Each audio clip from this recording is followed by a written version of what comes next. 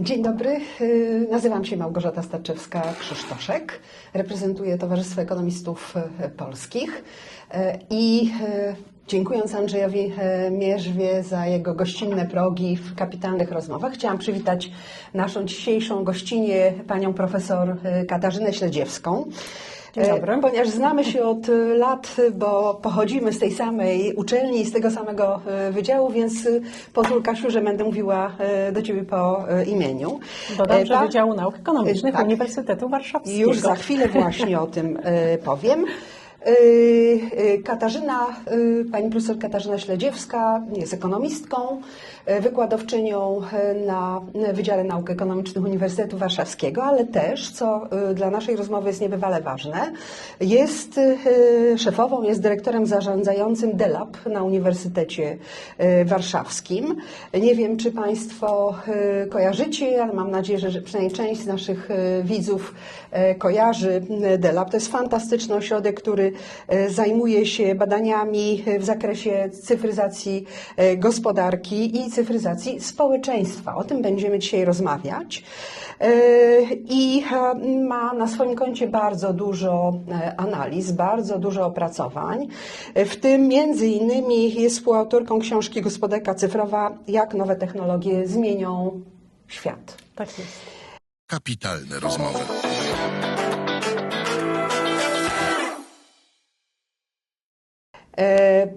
Bardzo wielka wiedza, ciągle się od Katarzyny uczę, ale Kasiu, nawet już tytuł Twojej książki mówi o tym, bo chcemy dzisiaj rozmawiać na temat tego, czy nowe technologie to moda. Tak, żeśmy zaczęły zastanawiać się, w jakim kontekście te nowe technologie i cyfryzację umiejscowić i stwierdziłyśmy, że może warto było zacząć właśnie od tego pytania, czy to moda, czy to po prostu jest coś, co będzie trwało jakiś czas, ale przeminie. No już z tytułu Twojej książki widać, że absolutnie uznajesz, że to nie jest moda, że to jest trwała zmiana. Ale pozwól w związku z tym, że zanim porozmawiamy i odniesiesz się do tego, to stwierdziłam, że zapytam czata GPT o to, co o tym sądzi. Czy dokładnie zadałam takie pytanie, czy nowe technologie to moda? Na co, i tutaj pozwolę sobie to wszystko odczytać, zacytować, czat GPT odpowiedział, to bardzo ciekawe pytanie, czy nowe technologie to moda? I odpowiedź brzmi i tak, i nie. I oczywiście wszystkiego nie będę cytować, bo ta wypowiedź sztucznej inteligencji była dosyć długa, muszę powiedzieć, ale bardzo ciekawa. Po pierwsze, odpowiedziała, że można traktować to jako modę w trzech kontekstach. Ponieważ następują bardzo szybkie zmiany trendów, więc jeśli wchodzi coś nowego w obszarze nowych technologii, no to może nam się wydawać, że coś było, minęło. Na przykład mieliśmy drukarki 3D, prawda? Był taki moment, kiedy żeśmy wszyscy fascynowali się drukarkami 3D, dzisiaj właściwie o nich się nie mówi, bo one są w użytku. Tak? Czyli to nie jest tak, że ta technologia minęła. Ona po prostu weszła do użycia i stała się czymś absolutnie normalnym. To, na co sztuczna inteligencja w odpowiedzi na moje pytanie zwraca uwagę i wydaje mi się, że to jest ciekawe, a mianowicie korzysta się z nowych technologii w kontekście budowania prestiżu. Tak? O, ja korzystam z AI, ja korzystam z automatyzacji, robotyzacji, więc rzeczywiście wydaje mi się, że ta uwaga sztucznej inteligencji jest tutaj słuszna. No i rzeczywiście też trzecia rzecz, na którą GPT zwraca uwagę, to jest to, że rzeczywiście niektóre technologie pojawiają się i znikają, naprawdę znikają. Tak? Na przykład mamy kryptowaluty, niektóre są na rynku i ich pozycja jest niebywale mocna, ale wprowadzając nowe kryptowaluty okazuje się, że ich czas życia jest krótki, więc to może być ten element właśnie modowy. Ale jednocześnie ChatGPT mówi, że to jednak nie jest moda, ponieważ mamy kilka bardzo wyraźnych elementów to potwierdzających. Po pierwsze, już widzimy niebywale trwały, silny wpływ na gospodarkę. I myślę, że no jakby z tym się godzimy, z tym podejściem. I jeszcze jedna rzecz, już nie przeciągając, a mianowicie wskazuje ChatGPT na bardzo realne korzyści i dla nas, jako społeczeństwa, jako jednostek, jako gospodarstw domowych i dla przedsiębiorstw, no szczególnie przedsiębiorstw. No właśnie, Kasiu, czy zgadzasz się z tym podejściem sztucznej inteligencji do tego, czy nowe technologie to moda, czy dodałabyś coś do tego, czy powiedziałabyś nie, absolutnie w ogóle te elementy, które wskazuje ChatGPT jako modowe, w ogóle nie wchodzą w rachubę? Dużo tego. Dużo, przepraszam, ale to tak początek. Zacznijmy od tego, czy to moda, czy to nie. Mianowicie mi się wydaje, że to jest moda, owszem, ale bardziej w takim dyskursie popularnym, to znaczy media w szczególności to nakręcają, no bo to jest wygodne robić te artykuły pod tytułem, czy nam AI zabierze pracę, czy nam AI zniszczy przedsiębiorstwa, czy nam AI coś tam, bo to oczywiście jest w ten sposób atrakcyjne, jeżeli chodzi o przyciąganie czytelników, czy też przyciąganie na konferencje, no bo to też różne instytucje robią z tego niewątpliwie hype. Natomiast w takiej praktyce, a dużo pracujemy w DELAB z przedsiębiorstwami, między innymi w różnych projektach, jak typu European Digital Innovation Hub, czyli tak zwany EDIH, widać, że to już nie jest moda, to niewątpliwie jest taka praktyka i wtedy myślimy o tych technologiach cyfrowych w kontekście tych technologii ogólnego zastosowania, gdzie te efekty są już międzysektorowe i ta skala zależy od tego, jaka jest ta komplementarność instytucji, jaka jest komplementarność danych i tak dalej. Generalnie, jeżeli chodzi o tą technologię, to jeżeli pozwolisz taką ramę może bym dała. Tak. To po pierwsze, o to mi chodziło, żebyśmy takie tło sobie zarysowały.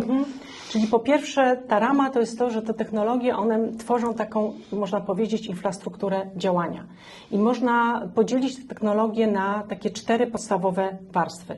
Pierwsze to są technologie, jest warstwa urządzeń, tak? To są przeróżne, właśnie można powiedzieć, że tam są te urządzenia takie jak druk 3D, po różnego rodzaju sensory, bliźniaki cyfrowe, no przeróżne technologie, które my mamy teraz, do których mamy dostęp. Drugą warstwą jest sieć, czyli to jest związane z łącznością. Trzecią są usługi, czyli to są różne programy, aplikacje, z których korzystamy, czy przedsiębiorstwa korzystają. I trzecia warstwa, która jak gdyby można powiedzieć takim troszeczkę to wszystko to spaja, to jest warstwa danych, czyli to jest taki fundament i analityka współczesna. Czyli to wszędzie tam, gdzie no właśnie są te dane zbierane, następnie są zmieniane, tak, są transformowane, są następnie analizowane i tak dalej, i są robione predykcje. I na tej podstawie, jak gdyby, jeżeli patrzymy na tą całą warstwę tych technologii, to możemy mówić o procesach, które sprawiają, że ta technologia przekłada się dla gospodarki tak zwaną wartość dodaną, którą my lubimy powoływać się w ekonomii, czyli że te technologie są w stanie dodatkowo wytwarzać tą wartość dodaną. I to polega na tym, teraz znowu już coraz częściej się mówi o tym, że to się dzieje dzięki procesom datafikacji, algorytmizacji i platformizacji. Czym są te procesy? Mianowicie datafikacja to jest inaczej przekształcanie różnego rodzaju zjawisk, procesów w reprezentacje cyfrowe. Wszystko, co tak naprawdę teraz się dzieje, tak? Czy to w przedsiębiorstwie, czy w otoczeniu, czy to w online, czy to w systemach, czy w aplikacjach, ale też na zewnątrz, jest coraz więcej zdarzeń jest rejestrowanych, tak? I mamy coraz więcej tych danych. I gdyby przekształcanie tych wszelkich zjawisk, no to właśnie jest ta datafikacja. Natomiast dalej wchodzi algorytmizacja, czyli to jest z kolei przekształcanie tych wszystkich zdatafikowanych zjawisk, zapisów, w takie przewidywane reguły działania, które są najczęściej osadzone w procesach organizacyjnych przedsiębiorstwa, tak? To są i przewidywania, tam są predykcje i to wszystko wykorzystujemy dalej do tych procesów, które są związane z automatyzacją, coraz częściej też z autonomizacją i tak dalej, i tak dalej. Natomiast jeżeli chodzi o platformizację, to jest z kolei taka reprogramowalna architektura, która pozwala na koordynację różnych interakcji wielostronnych. I to może być na zewnątrz przedsiębiorstwa, tak? I wtedy, a również wewnątrz przedsiębiorstwa, pomiędzy na przykład różnymi działami i tak dalej. I te procesy sprawiają właśnie, że my na nowo przebudowywujemy w ogóle model biznesowy, zmieniamy w ogóle procesy też biznesowe i zmienia się struktura organizacyjna, zmienia się kultura organizacyjna i dopiero wtedy mówimy o takiej pełnej transformacji cyfrowej. I to jest też bardzo ważne, żebyśmy, jak myślimy o transformacji cyfrowej, czy w ogóle o tej cyfryzacji, to żebyśmy wyszli z tego, moim zdaniem, mindsetu, takiego patrzenia właśnie na gadżety, czy na nowe technologie, na nowe rozwiązania, tylko patrzyli głębiej, to znaczy patrzyli faktycznie na tą organizację, która jest konieczna do tego, żeby się zmienić, żeby wykorzystać te wszystkie technologie, żeby ją można było wdrażać. To znaczy, że tak naprawdę przedsiębiorstwa muszą być bardzo dobrze przygotowane do tego, żeby wprowadzać te nowe technologiczne rozwiązania do swojej działalności. I muszę powiedzieć, zerkałam na dane tak Eurostatu. Eurostat to jest taki europejski GUS, który zbiera od wszystkich krajów członkowskich dane, ale też naszego Głównego Urzędu Statystycznego. I muszę powiedzieć, że troszkę byłam zszokowana, ponieważ na pytanie, i tam były badane 4 nowe technologie, te kompletnie podstawowe, czy w firmie wykorzystuje się którąś z tych technologii, tylko 45% firm odpowiedziało tak, wykorzystujemy. Przy czym nie pytano, czy to było jednorazowe wykorzystanie, czy też już właśnie taki proces, o jakim mówiłaś, to znaczy, że zaczynamy od zbierania danych, tak? Po pierwsze musimy zdefiniować sobie, jakie dane nam są potrzebne. Nie chodzi o to, żeby wszystkie dane zebrać, aczkolwiek może i warto zbierać więcej danych niż w tej chwili potrzebujemy, bo może one za chwilę, te, których w tej chwili nie wykorzystujemy, będą za chwilę nam potrzebne. I 44%, tylko 44%, dla mnie 44% odpowiedziało tak, wykorzystujemy te podstawowe, nowe technologie. Czy wedle Ciebie jak na jakby stan rozwoju nowych technologii, różnych, ich zróżnicowania, ale one, tak jak powiedziałeś, one ze sobą wszystkie się wiążą. Czy to jest dużo na warunki polskie, czy jednak, tak jak ja myślę, to jest mało? Więc tutaj są 2 takie aspekty, które bym poruszyła. Pierwszy jest taki, że z perspektywy znowu Eurostatu i tych badań GUS-u, to są ankiety, które są przeprowadzane systematycznie już ponad dekadę i te pytania nie wszystkie są adekwatne do tego, co teraz się dzieje, prawda? Ale oczywiście jest to ja bardzo lubię te badania i też wielokrotnie wykorzystywałam, bo wtedy możemy sobie właśnie porównać naszą sytuację z innymi państwami Unii Europejskiej, mamy jakiś punkt odniesienia. I teraz tak, jeżeli chodzi o przedsiębiorstwa, ja bym je podzieliła i wyszczególniła małe i średnie od dużych, bo jeżeli chodzi o procesy ucyfrowienia, wykorzystywanie tych narzędzi cyfrowych w dużych przedsiębiorstwach, to my jesteśmy powyżej średniej unijnej. Czyli tam nie jest źle, znaczy naprawdę te duże, one już są ucyfrowione. Przepraszam, wejdę Ci słowo. Tak. Problem polega na tym, że większość naszych dużych przedsiębiorstw, w ogóle ta liczebność nie jest duża, bo to jest ponad 3000 przedsiębiorstw, bo mówimy o firmach zatrudniających od 250 pracowników w górę. To ogromna część z nich to są firmy z kapitałem zagranicznym, więc niejako transform... To chciałam powiedzieć. Przepraszam. Oczywiście, ale nie, to przyznaję, że to one są związane właśnie z kapitałem, z inwestycjami bezpośrednimi. I teraz kolejny taki jest jeszcze, właśnie jak popatrzymy sobie na ten łańcuch tutaj, to z nimi związani są dostawcy polscy bardzo często, prawda? I oni najczęściej, jeżeli współpracują z tymi firmami, firmami, to oni też są całkiem nieźle ucyfrowieni, to znaczy oni dostosowując swoje znowu te procesy biznesowe, potrzebują być, znaczy muszą mieć dostosowane właśnie do tych Zamawiających, dużych, zamawiających, partnerów biznesowych, którzy są już całkiem nieźle ucyfrowieni.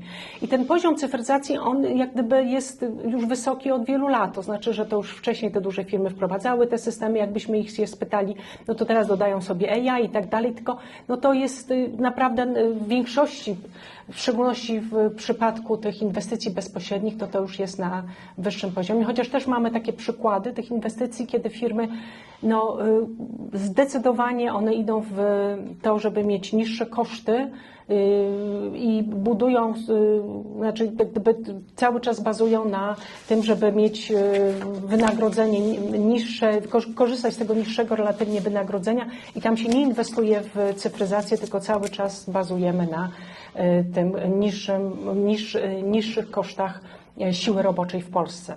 Natomiast jeżeli chodzi w ogóle ogólnie o małe i średnie przedsiębiorstwa, to tutaj jest duże wyzwanie, dlatego że w Polsce i tu faktycznie my odstajemy od średniej unijnej, jesteśmy poniżej i tu no, faktycznie jest dużo do zrobienia. To znaczy po pierwsze my jeszcze sobie nie zdajemy z tego sprawy, jak bardzo te procesy za chwileczkę będą miały znaczenie w współpracy, czy to światowej, czy w ogóle, żeby być w tych trendach europejskich, ale też jak bardzo mocno mogą nas przestać znaczy również nasze lokalne rynki być jak gdyby to, co widzimy, jeżeli chodzi o retail, prawda, i sklepy, sprzedaż, jak bardzo te sieciowa produkcja zaczyna wypierać małe i średnie przedsiębiorstwa. I w momencie, kiedy te przedsiębiorstwa no, nie idą w kierunku na to, żeby szukać tej wartości dodanej, żeby budować tą swoją wartość dodaną w oparciu o cyfryzację, no to za chwileczkę mogą być wypierane.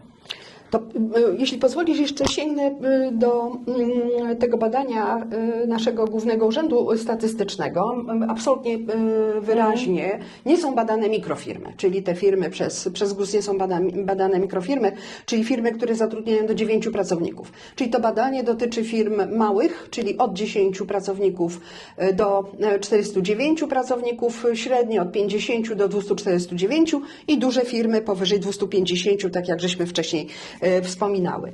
No i widać absolutnie tak, masz rację, że tu jest ogromne zróżnicowanie, dlatego że korzystanie z sztucznej inteligencji, te cztery nowe technologie, które są badane, sztuczna inteligencja, AI, pozyskiwanie, o czym bardzo dużo już żeśmy mówiła, pewnie jeszcze będziemy wiele mówić, pozyskiwanie i analiza danych, oczywiście tego typu big data, prawda, nie jakichś takich drobnych rzeczy, chmura obliczeniowa i internet rzeczy.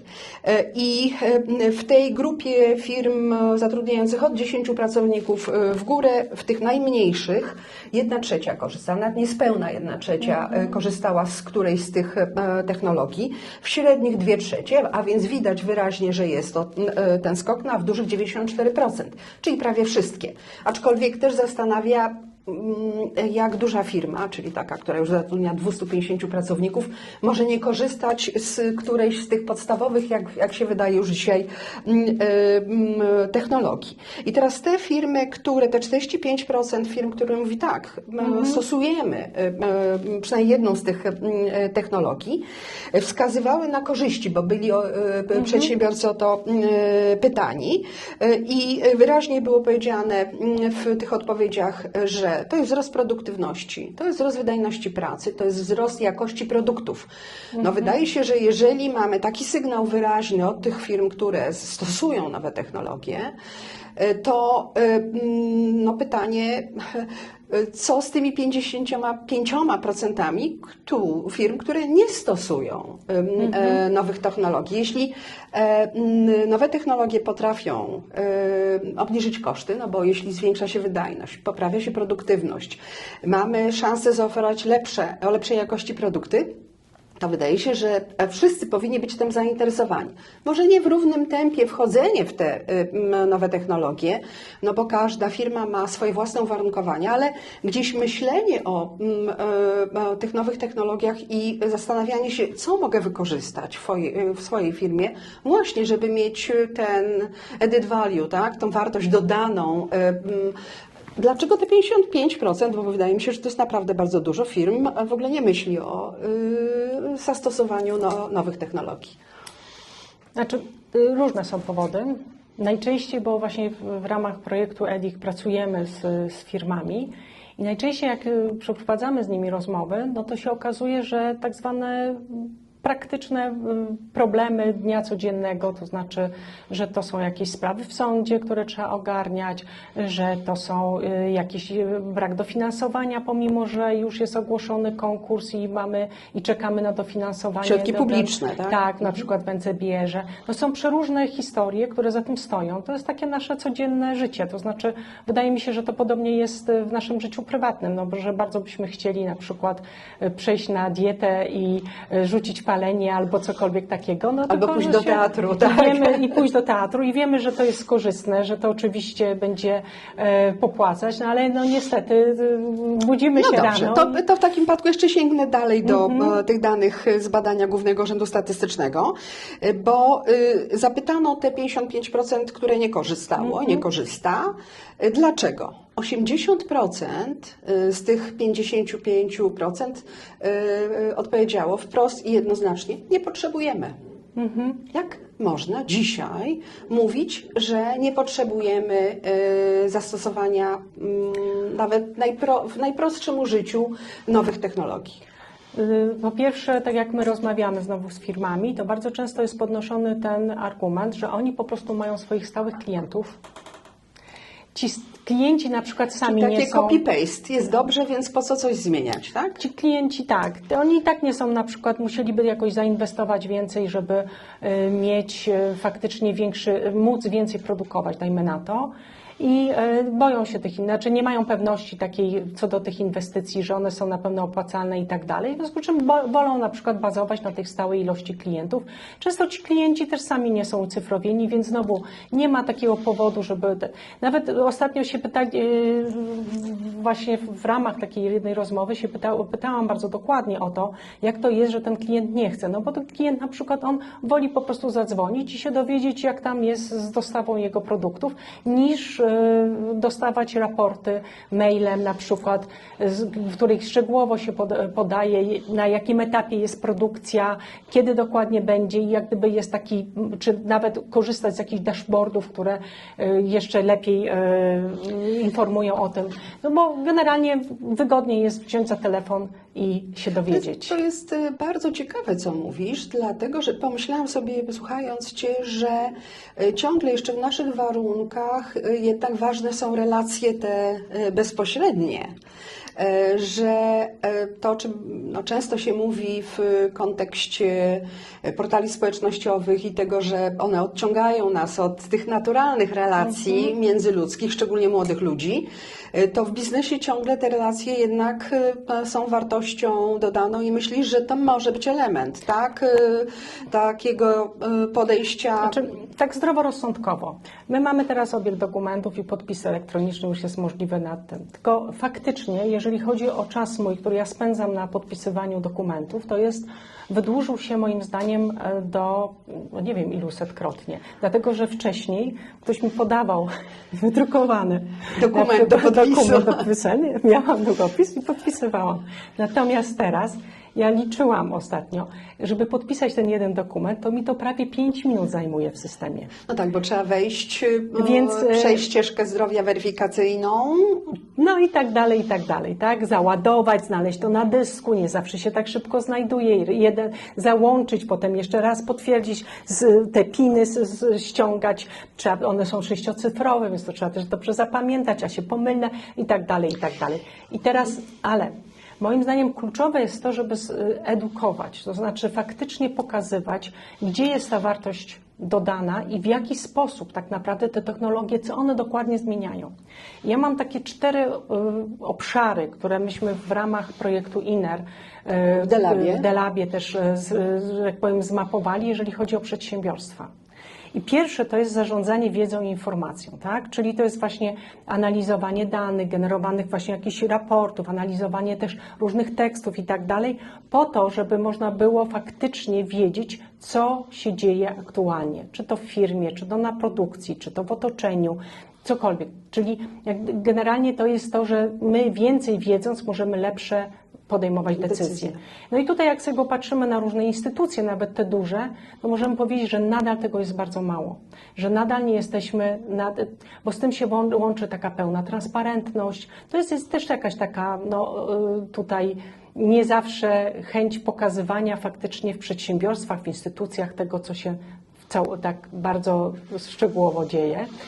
W państwie jest ten problem, bo do tego jest potrzebna jak gdyby też integracja danych, prawda, i generalnie otwieranie tych państwowych danych.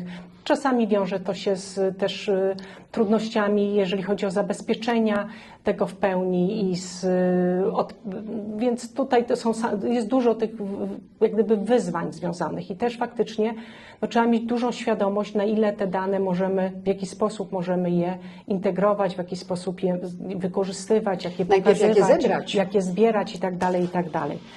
Dalej to mamy taki kolejny obszar, to jest zaangażowanie i obsługa klienta. Czyli znowu im więcej mamy różnych systemów, im więcej mamy możliwości pozyskiwania tych danych, właśnie czy to z urządzeń, czy z sieci, czy skądkolwiek na temat naszych klientów, tym lepiej możemy ich w pewnym momencie obsługiwać, tym bardziej jesteśmy na bieżąco, szyć na miarę, personalizować, robić kampanie, tak, i różnego rodzaju, czy też nawet bardziej zaawansowane jakieś analizy sentymentu i wtedy faktycznie wiedzieć, jak uszyć jakąś usługę, czy towar na miarę, dlatego jak do niego lepiej dotrzeć. No tylko tutaj znowu, jak mówimy o firmie, która ma paru dużych, dajmy na to, klientów, których wiadomo, kto tam jest po drugiej stronie tej linii i łatwo do niego dotrzeć, no to nie zawsze jest sens wprowadzać te systemy, tak, które też trzeba się ich nauczyć, trzeba to wiedzieć, jak to obsługiwać i tak dalej. Mamy zarządzanie zapasami i łańcuchem dostaw też, prawda? Czyli to są wszelkie systemy, których też wtedy wiemy, możemy, tak, MES-y i tak dalej, których wtedy mamy pełną informację na temat tego, w jakim jesteśmy momencie gdzie są przestoje, a co się dzieje z magazynami. No wszelka informacja też dzięki temu możemy robić różne predykcje, lepiej zarządzać i tak dalej. Tymi magazynami dostajemy te raporty i tak dalej o stanach. No i mamy jeszcze optymalizację operacji, tak? Czyli to jest generalnie optymalizacja harmonogramów, dynamiczne ustalanie cen, jakieś automatyczna na przykład księgowość, czy też w ogóle automatyzacja, jeżeli chodzi o obsługę administracyjną. To ja jednak troszkę w roli adwokata diabła w kontekście wyników Twoich badań, a na te badania, jak powiedziałeś, składają się rozmowy z przedsiębiorcami też. Tak. I oni mówią, że łatwiej jest podnieść telefon i dokonać i dowiedzieć się bezpośrednio u osoby, u partnera biznesowego, co dzieje się z naszym zamówieniem. Tak. Natomiast znowu sięgnę do badań, także europejskich, jak i polskich, dotyczących kompetencji cyfrowych, nas wszystkich, czyli nie tylko przedsiębiorstw, tylko będziemy mówić o nas, o społeczeństwie. I te dane, powiedziałabym, nie napawają optymizmem, dlatego że podobnie jak przy przedsiębiorstwach. Badano osoby w wieku lat 16-74, więc ta przestrzeń dosyć duża i średnio 44% posiada podstawowe i trochę wyższe niż podstawowe umiejętności cyfrowe. No, nie da się funkcjonować i korzystać z nowych technologii, jeśli się nie ma chociaż podstawowych umiejętności cyfrowych. I na razie tylko odniosę się w tym kontekście do tego, o czym mówiłaś, że wolę wziąć telefon, mówi przedsiębiorca czy jego pracownik. Może to nie wynika z tego, że wolę wziąć telefon, tylko że właśnie boję się tego, co cyfryzacja ze sobą niesie. Nie wiem, nie umiem, nie rozumiem, a przedsiębiorca mnie jako pracownika też nie wyposaża w odpowiednie umiejętności, bo może mam na przykład lat 50 plus i tych kompetencji nie nabyłam wcześniej. Już z młodymi osobami pewnie takich problemów przedsiębiorcy nie mają, no ale przecież ciągle w zatrudnieniu jest bardzo wiele osób 50 plus. One tych kompetencji nie mają i może ta chęć korzystania ciągle z tego, co znam, wiem i umiem, czyli telefonu, wynika właśnie z tego, że nie mamy tych umiejętności cyfrowych. Albo je mamy, bo bardzo często są to proste systemy, podobne do tych systemów, które my mamy w naszych telefonach. W ogóle często one są zaadaptowane do naszych telefonów komórkowych. Tylko bardziej tutaj chodzi o, no właśnie, o tak zwany digital mindset, powiedziałam. Nie wiem, jak to przetłumaczyć, ten mindset cyfrowy na polski, ale no to są postawy. Prawda, że to niekoniecznie musi być związane z samymi kompetencjami, bo często przy tych systemach tak naprawdę już teraz nie są potrzebne jakieś bardzo wysokie kompetencje. One są intuicyjne często. One są tak, intuicyjne. I to też my zwracamy uwagę chociażby właśnie w tym programie EDI, których właśnie pracujemy z przedsiębiorcami właśnie na tych ich postawach, na tych ich podejściu, na tym, co oni o sobie myślą w tym procesie transformacji, jak oni postrzegają tą cyfryzację. No właśnie, to jest zasadnicze, bo samych kompetencji już teraz możemy dosyć łatwo się nauczyć, w szczególności jeżeli są to systemy, które są tak naprawdę opracowywane przez firmy, które dostarczają te systemy, na przykład tym małym, średnim przedsiębiorstwom, bo one się coraz bardziej są takie intuicyjne, więc tam właściwie, no to po prostu tylko ale to obsługa. jest, myślę, coś, co pewnie socjologowie na przykład, czy psychologowie by nam potwierdzili, tak, że boimy się tego, co nowe. Tak. Że jesteśmy bardzo ostrożni, a jakby jeśli musimy wchodzić w coś, z czym nie mieliśmy do czynienia właściwie przez całe nasze życie zawodowe i naraz musimy zacząć korzystać z czegoś, co jest kompletną nowością, to po prostu mówimy, może niekoniecznie, może jednak zadzwonię. Jeżeli chodzi też o tego przedsiębiorcę, to tutaj jest ważne, żeby on też miał wyobrażenie tego, po co mu to jest w ogóle.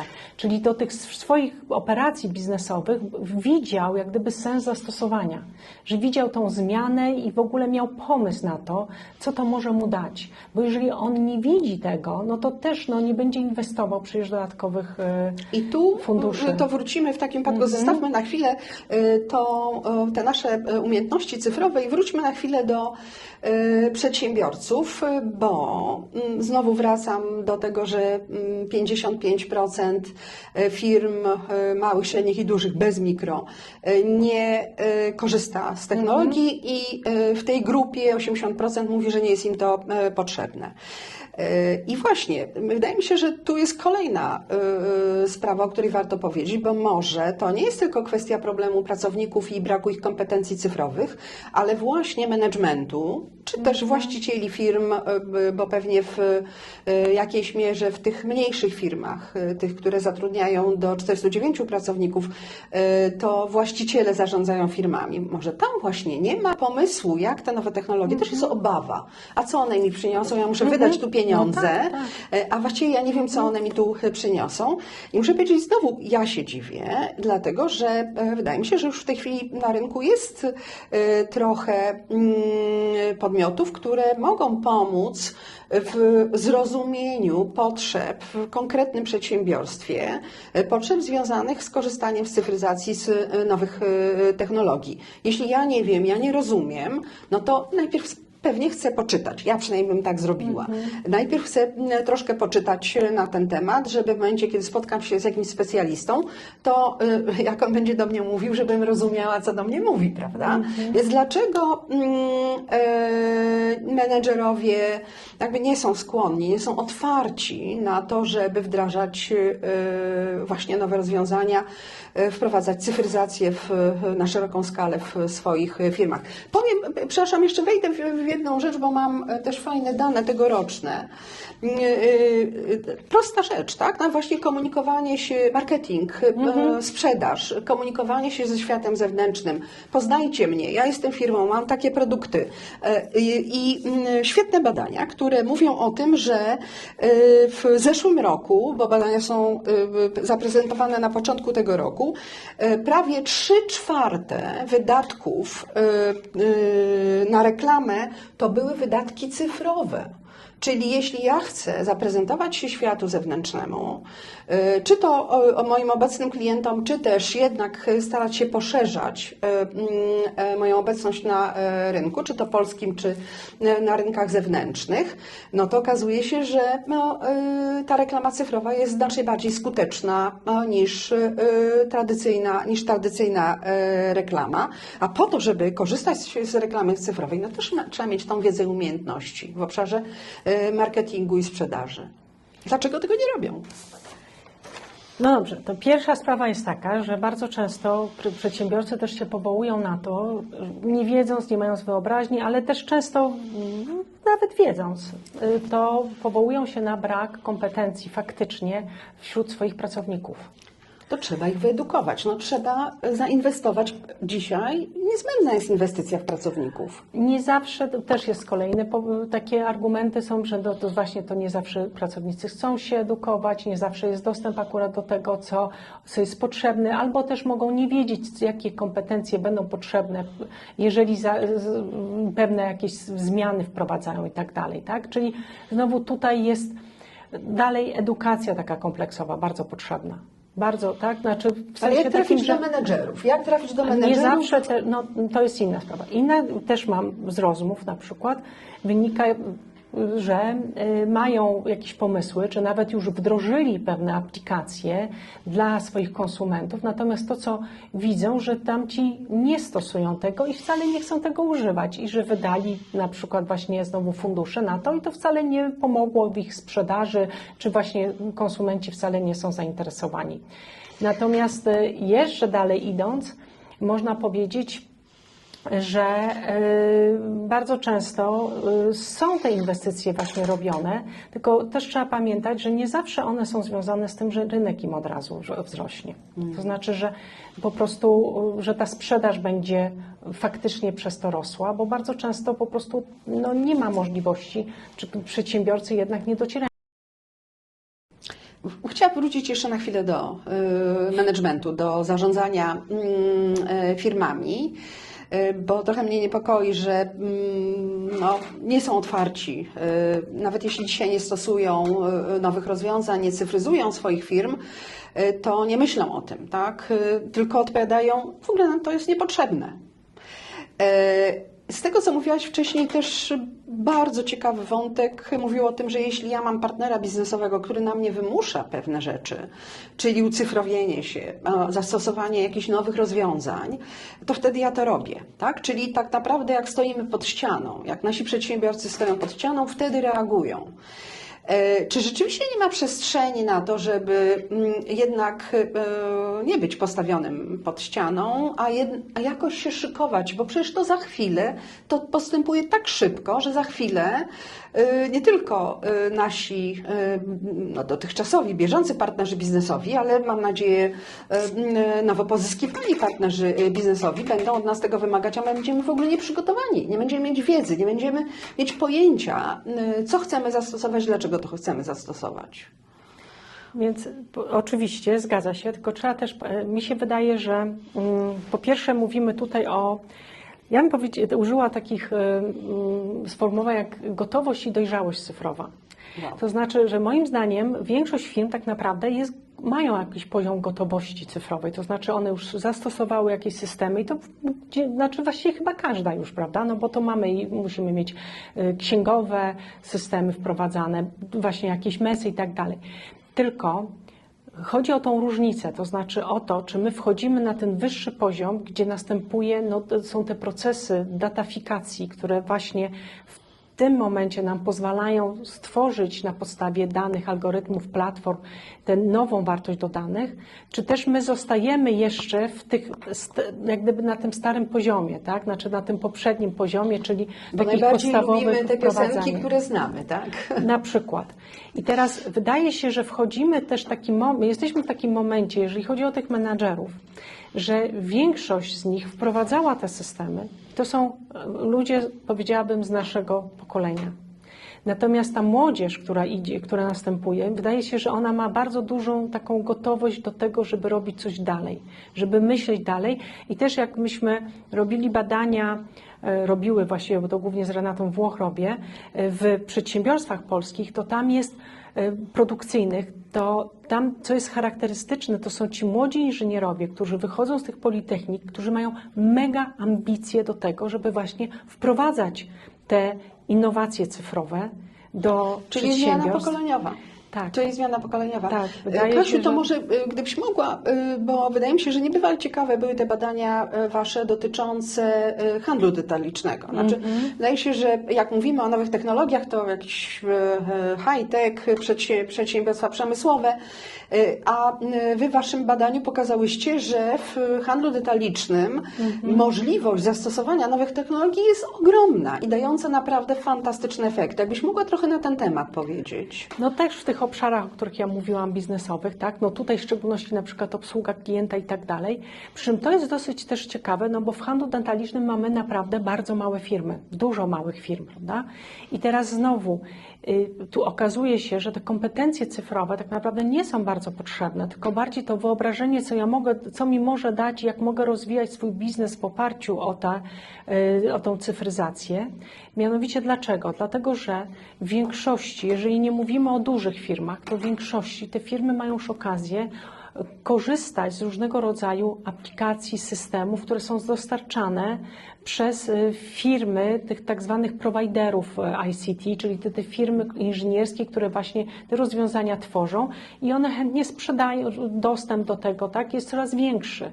Czyli teraz tu naprawdę chodzi w większości o tak zwaną otwartość i o to, żeby tak naprawdę faktycznie mieć z kim zastanowić się, mieć gdzie się zainspirować do tego, w jaki sposób można swój biznes rozwijać, na przykład idąc bardziej w takie chociażby właśnie bezpośrednie kontakty z klientem, tak, to co w retailu jest bardzo ważne, dzięki temu, że się wszystkie te procesy biznesowe z tyłu, które można zautomatyzować, właśnie temu poddaje i wtedy mamy więcej czasu na to, żeby budować te relacje w tym świecie offline, czyli kiedy ten klient do nas przychodzi, realny lub też kiedy dzwoni. Natomiast mieć jednak dużo większe, na przykład w przypadku klienta, informacje co do tego, kim on jest i co dokładnie, lubi, pamiętać o nim, że któregoś tam dnia zamawia coś specyficznego, czy też móc stworzyć, bo to też takie są przykłady, że właśnie te sklepy są rozwijane, na przykład w sklepach rozwijane są takie przestrzenie, można powiedzieć trochę do spotkań, tak, czy do inne, tak jak, których można też wykorzystywać te przestrzenie w momencie, kiedy na przykład my lepiej zarządzamy magazynem, lepiej zarządzamy półkami, wtedy mamy więcej, mniej potrzebujemy tego miejsca, tak? I możemy tą przestrzeń wydzielić na przykład na jakieś inne działania. Na takie realne, Na budowanie przykład. realnych Tak.